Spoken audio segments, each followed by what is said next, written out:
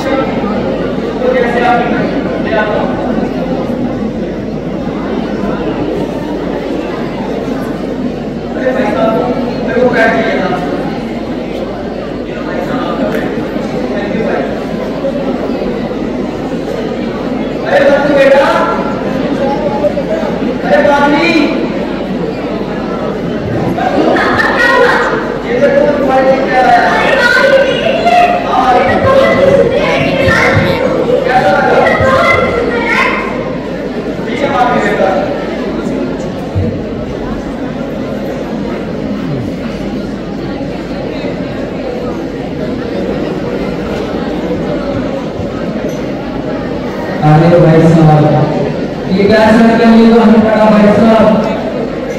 अखबार में क्या समाचार छपे ये देखिए एक बहू ने अपनी सास को जिंदा जला डाला।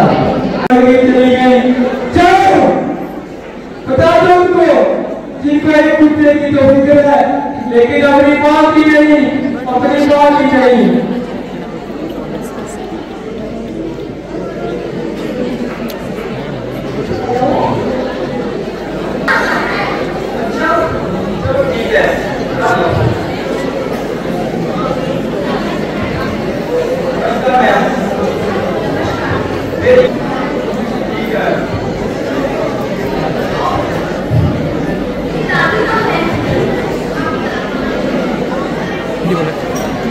सम्मानीय गणमान्यगण, निर्णायक मंडल एवं उपस्थित समस्त युवा शक्ति को मैं दिशा शिवभूमि चंबा से प्रणाम करती हूँ। महोदय, मेरी कविता का शीर्षक है पहली शिक्षक माँ।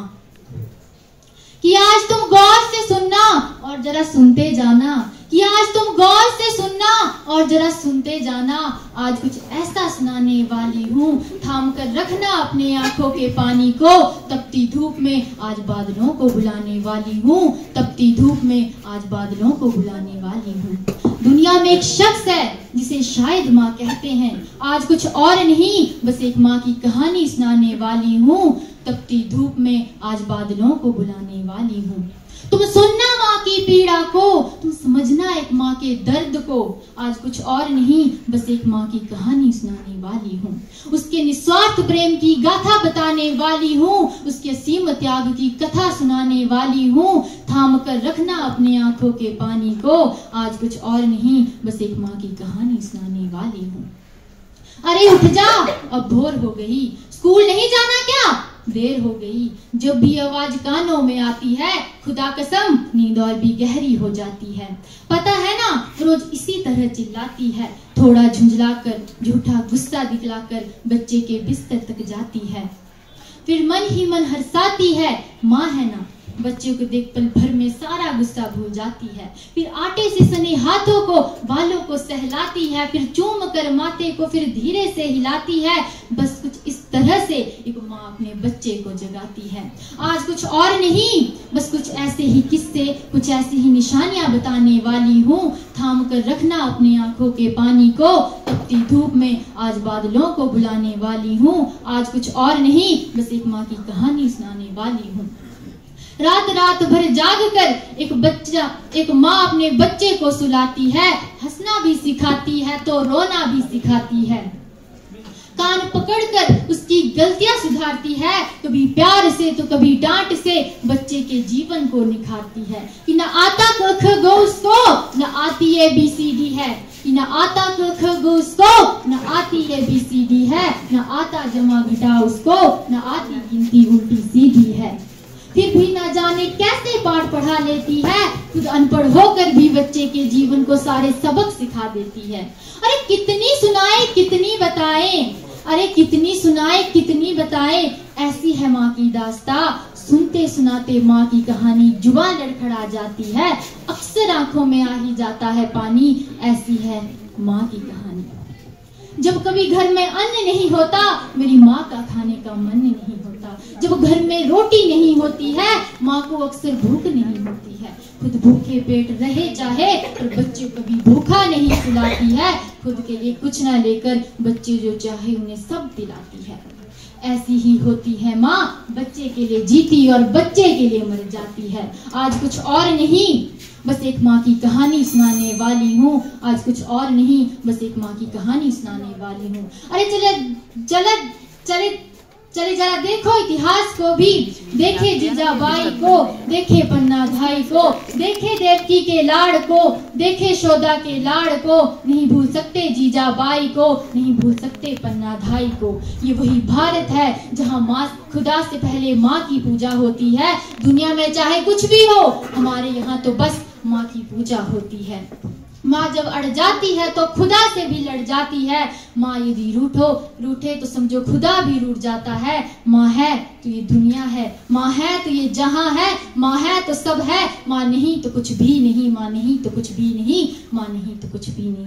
धन्यवाद। जय हिंद, जय भारत। समुद्रस्य हिमाद्रिश्च दक्षिणम वर्षम तद भारतम नाम भारती यत्र संतति। अर्थात उत्तर के हिमालय के उत्तर में और समुद्र के पश्चिम में जो भूमि का भूभाग स्थित है वह समस्त भारत का भूभाग है और हम सब यहाँ रहने वाले भारतीय इसकी संतान है। तो एक बहुत ही सुंदर युवती उनके सामने प्रस्ताव रखती है कि स्वामी जी मैं आपके साथ विवाह करना चाहती हूँ। तो स्वामी जी कहते हैं कि क्या कारण है कि आप मुझसे विवाह करना चाहती हैं? तो जवाब आता है कि मैं आपसे विवाह करके आप जैसा तेजस्वी और ओजस्वी पुत्र प्राप्त करना चाहती हूँ। स्वामी जी का जवाब सुनिए और इस जवाब को हम सब युवाओं को अनुसरण करने की आवश्यकता है। स्वामी जी कहते हैं इसके लिए तुम्हें मुझसे विवाह करने की कोई आवश्यकता नहीं है। लो माता मैं आज से आपका पुत्र हुआ और आप मेरी माता हुई। यह है भारत की संस्कृति। अगर इस संस्कृति को हम जानेंगे, इतिहास को जानेंगे, इसका स्मरण करेंगे तो निसंदेह ही भारतवर्ष में ये रेप और छेड़छाड़ जैसे जघन्य अपराधों में कमी होगी। धन्यवाद। जय हिंद। नहीं अब सपनों की है उड़ान, कि सदी नई तकदीर नहीं अब सपनों की है उड़ान। शिक्षा संग तकनीक का मेल बदल रहा जहान, जी हाँ बदल रहा पूरा जहान। आज के इस सत्र में उपस्थित सम्मानीय गणमान्य गण, निर्णायक मंडल एवं उपस्थित समस्त युवा शक्ति को मैं दिशा शिवभूमि चंबा से प्रणाम करती हूँ। महोदय, आज मैं आपके समक्ष एक ऐसे विषय पर बोलने के लिए उपस्थित हुई हूँ जो हम सबके जीवन के हर एक क्षेत्र में प्रवेश कर चुका है। जी हाँ, टेक्नोलॉजी और शिक्षा। कि कलम से जो लिखे थे ख्वाब अब स्क्रीन पर झलकते हैं, कि कलम से जो लिखे थे ख्वाब अब स्क्रीन पर झलकते हैं। शिक्षा के संग डिजिटल युग में नए अफसाने बनते हैं। युवा साथियों, पहले समय में हमें शिक्षा प्राप्त करने के लिए गुरुकुल जाना पड़ता था। उसके बाद फिर धीरे धीरे किताबें आई और आज ऑनलाइन एजुकेशन, डिजिटल नोट्स और वर्चुअल लैब्स। जी हाँ, यानी शिक्षा इतनी सुलभ हो चुकी है कि किसी भी कोने में बैठकर किसी भी विषय पर किसी भी भाषा में ज्ञान प्राप्त किया जा सकता है। युवा साथियों, आप सबको याद होगा कि पहले समय था कि गुरु की बात हम सबके लिए पत्थर की लकीर हुआ करती थी और आज गूगल बाबा से बड़ा ज्ञानी कोई नहीं। अब किताबों का बोझ नहीं, ई बुक्स और स्मार्ट क्लासेस का दौर है। ऑनलाइन एजुकेशन, आर्टिफिशियल इंटेलिजेंस ने शिक्षा को कितना रोचक और सुलभ बना दिया है। सोचिए, कभी हम कागज और पेन लेकर नोट्स बनाते थे और अब एक क्लिक में पीडीएफ डाउनलोड हो जाती है। कोई कठिन टॉपिक हो तो यूट्यूब पर हजारों वीडियोस मिल जाते हैं। ये सब संभव कैसे हुआ? जी हाँ, टेक्नोलॉजी के चमत्कार से। तो कहना चाहूंगी कि जो पहले था कठिन अब सब ऑनलाइन हो गया, कि जो पहले था कठिन अब सब ऑनलाइन हो गया। कक्षा का हर एक सवाल एक सर्च से हल हो गया।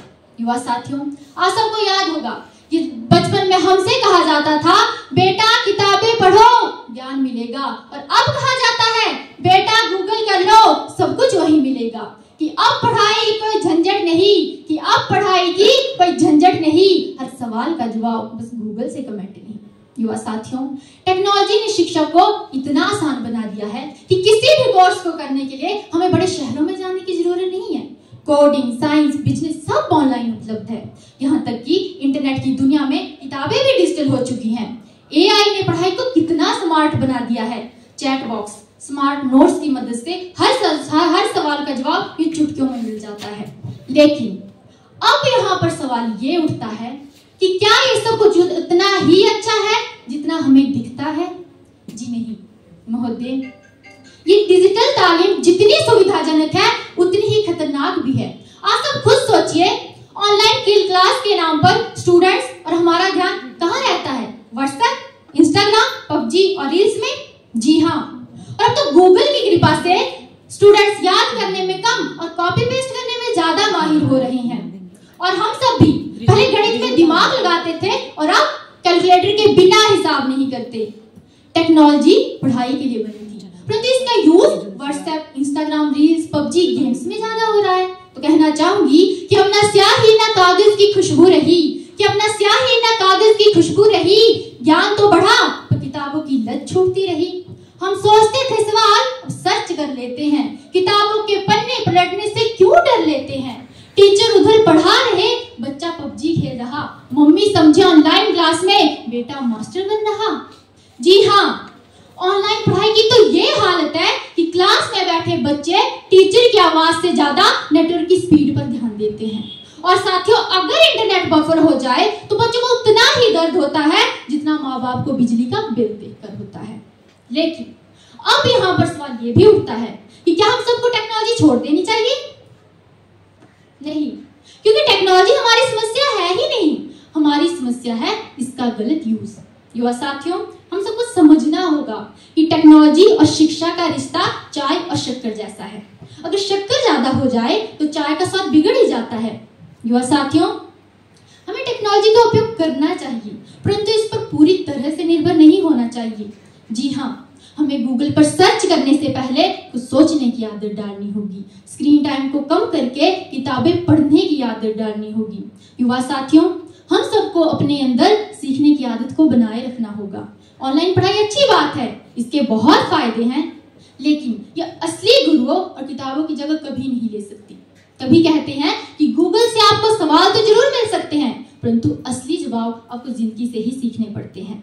इसलिए हम सबको इसका सही उपयोग करना चाहिए, वरना एक दिन ऐसा आएगा कि बिना इंटरनेट के हम सब सोच भी नहीं पाएंगे। अब अंत में आपका ज्यादा समय न लेती हुई मैं अपने द्वारा लिखी कुछ चंद पंक्तियां बोलना चाहूंगी कि शिक्षा को व्यापार मत बनने दो, कि शिक्षा को व्यापार मत बनने दो, तकनीक से आगे खुद को भी चलने दो। ज्ञान की रोशनी को तुम बुझने न देना, इस तकनीक की दौड़ में खुद को खो न देना। कि गुरु का साया किताबों का साथ, कि गुरु का साया किताबों का साथ, तकनीक हो हाथ में मगर दिमाग रहे पास। याद रखिएगा, तकनीक हो हाथ में मगर दिमाग रहे पास। जय हिंद, जय भारत।